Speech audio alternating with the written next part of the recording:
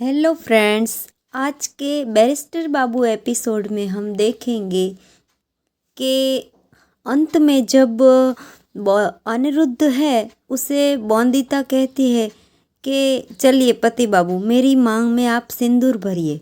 तभी ये जो बटुक है वो घबरा जाता है और बोलता है कि अब मैं क्या करूं। और आगे क्या होता है देखते हैं सारे एपिसोड की डिटेल में। तो शुरू में हमने कल देखा था कि बौंदीता है ये जो कहती है बटुक से कि आपने मुझे एक वादा किया था। तो बटुक है वो सोच में पड़ जाता है कि क्या वादा किया होगा। और उसने कहा कि आपने कहा था जब मैं माँ बनने वाली होंगी तब आप मुझे अपनी गोदी में लेके घुमाएंगे। तभी बटुक सोच में पड़ जाता है कि अब मैं क्या करूं, और वो घबरा जाता है और बात को ऐसे कैसे करके टाल देता है। फिर वो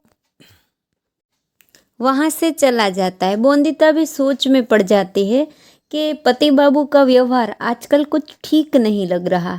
और ऐसे करते करते वो अनिरुद्ध के टेबल पे आती है। वहीं पे उसकी तस्वीर उसे दिखाई नहीं देती।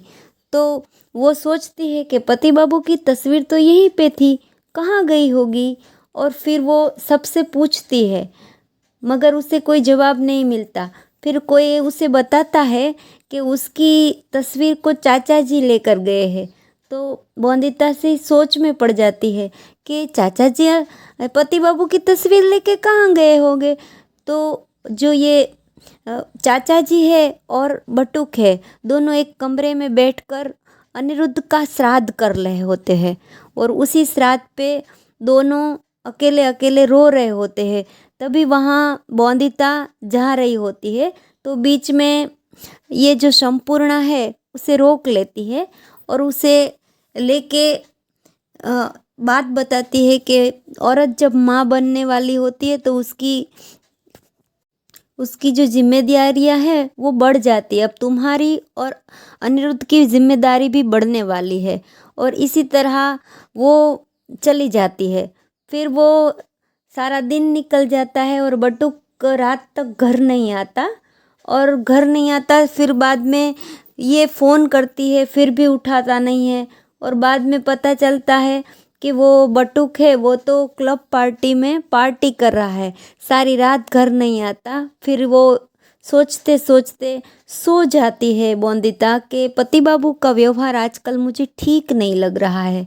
और उसी तरह सुबह जब वो घर पे आता है तो उसे त्रिलोचन रोक कर कहता है कि अब तू बटुक नहीं है अनिरुद्ध है, तुझ पर बौंदीता को शक हो जाएगा, जा अपने कमरे में और माफ़ी मांग। तभी वो वहाँ जाकर उसे सॉरी बोलता है और तभी रूठी हुई बौंदीता है मान जाती है और फिर कहती है कि तुम मेरी मांग में सिंदूर भर दो।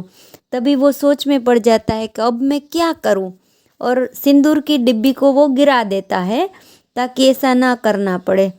और ऐसे ही ये जो एपिसोड है वो ख़त्म हो जाता है। देखते हैं अब आगे क्या होता है। आपको मेरा चैनल पसंद आए तो सब्सक्राइब और शेयर करना ना भूले। प्लीज़ सब्सक्राइब मी। धन्यवाद।